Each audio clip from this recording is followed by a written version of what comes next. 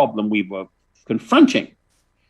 Because I would sit down with business leaders. For example, I sat down at one point with the chairman of one of the biggest technology companies, very well-known company.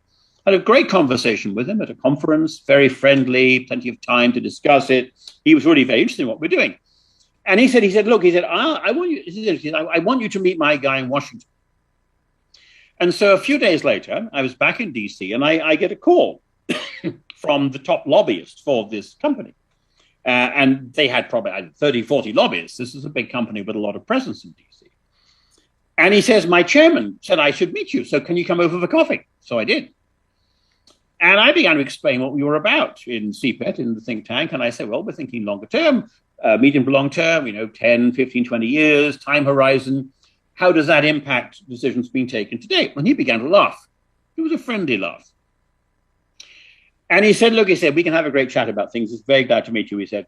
And we made the coffee. He said, I'm going to tell my chairman to read my job description. Because he actually says in my job description, I am not to think more than 2 years ahead. Point being, the reason why you go to town in Washington, if you're a company, is to affect the electoral cycle, to deal with immediate issues being discussed. Interestingly, most of the lobbyists for big companies in the US, they report to the general counsel, to the company's lawyers.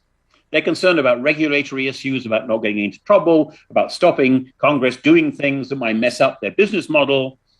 They're not reporting to the research and development people, to the futurists, to the chairman's office, where they're thinking longer term.